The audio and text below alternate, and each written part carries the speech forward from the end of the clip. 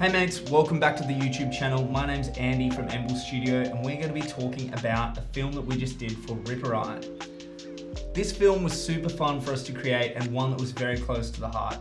We have been working with Riparide for almost 10 years now, ever since the beginning.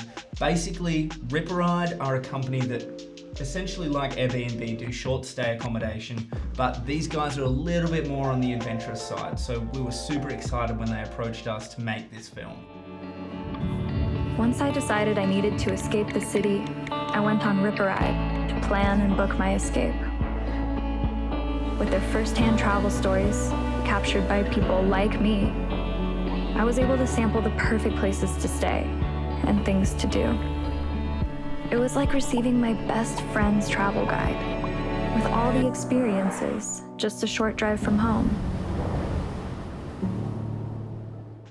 During this little film, we're going to be breaking down a few of the bits and pieces along the way, like locations, a small lighting interior setup, some of the gear that we used, and talking about sourcing and finding talent for your films as well. So without further ado, let's jump right in.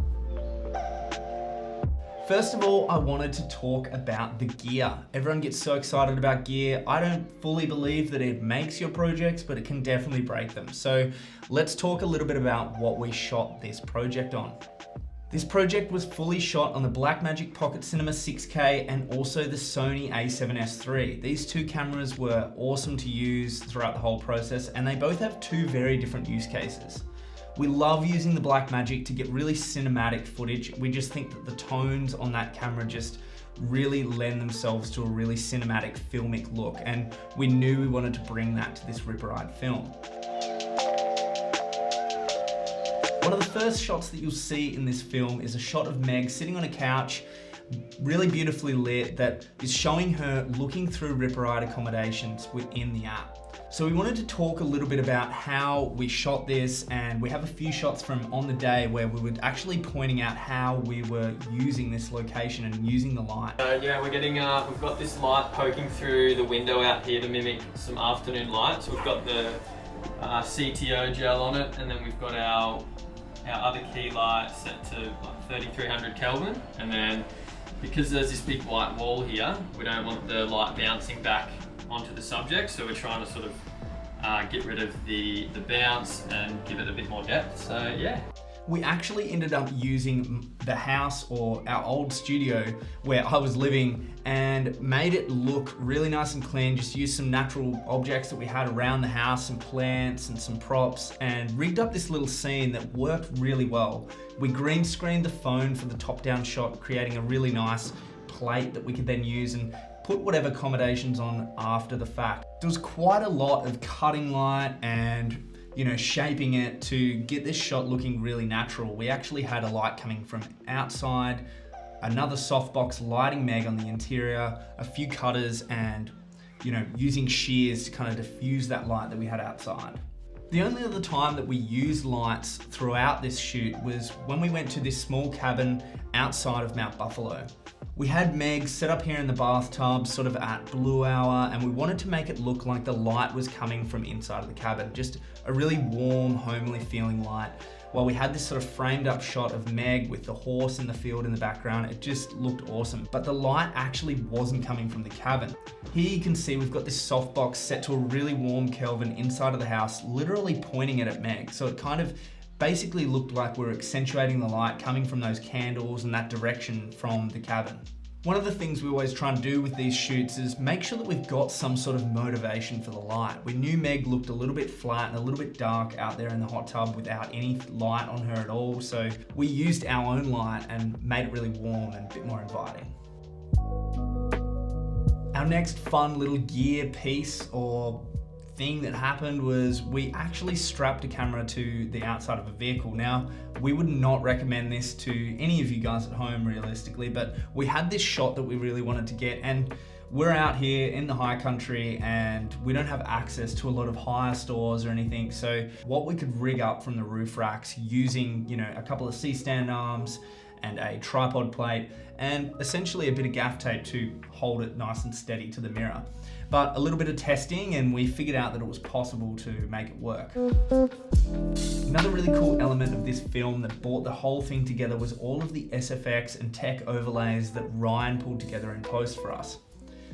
Basically, we had some style guides and stuff sent over from Riparide, and we pretty much pulled together elements from their website and made it sort of a bit more seamlessly moving on screen in the spaces that we had throughout the film. So I think there was about 6 of these in total, and Ryan nailed it. There were some really cool things that he did in terms of making it feel like it was sitting inside of the image. Everything from tracking it to objects and hiding it behind mountains within the frame to actually having shadows of some of them in the reflection in the water. These all turned out really cool and actually took us a fair chunk of the time within the project. This sort of After Effects animation work is really quite difficult, so props to you, Ryan, for making it happen again. We knew from the very beginning that it would be important to shoot at sunrise and sunset, so that obviously involves quite a few early mornings and late finishes. So, Amble Studios, sunrise, which is pretty early at the moment. What do you think, Jared? No, I'm not ready for this. You're not ready for this? Literally like awake straight away.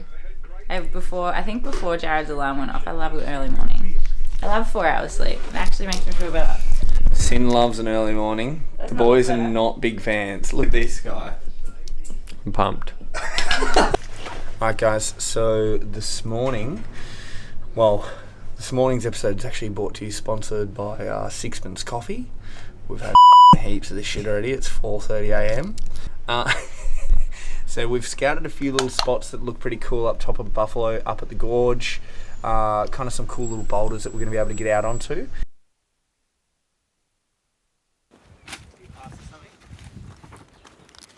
What do you reckon? What do we reckon, Meg? I reckon we're on. We're on. Right. What are we doing? We are shooting our final day of Riparide at Buffalo for sunset. Got up at 4 a.m. Sunset or sunrise? Sunrise even. I'm a bit tired. Looking good. One of the most important things that I can't stress enough is going to locations and having a look at what the light is doing there. We knew we wanted to focus on sunset and sunrises, and we also knew that we needed to make sure that the direction that we wanted to shoot, it was going to be good for that sunset or sunrise. So a really cool tip that I can give you guys is to get out there and get Sunseeker app on your iPhone or Android and go to the locations and check out what the light is actually going to be doing. We find this thing to be not 100% accurate, but generally it gets us really close in the ballpark, so we know what time we're going to have to be somewhere before the light's going to either dip behind the hill if that's what we want it to do, or make sure that we can get that direct light above some trees, or even that we're shooting in the right direction. So we always try to do that as much as we can. We had some really varied locations throughout this film that were, sometimes really challenging to shoot at and also really difficult to source. So within the pre-production process of this film, it took us a long time working with Riparide to essentially make sure that we had locations that were close to Riparides that we were going to use, and making the story sort of seem and flow like as if our subjects were on a journey between accommodations.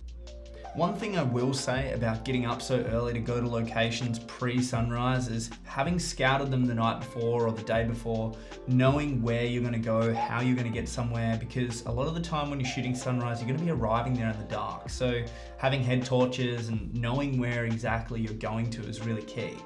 And last but not least, I want to talk about our talent. Meg and Cal were some absolute legends that we got to go on this shoot with, and they really pulled it through. Neither of these guys had acted before, but what was really important was that we wanted a couple. So these guys are a couple in real life, so it made it really easy and fun to work with them throughout the shoot.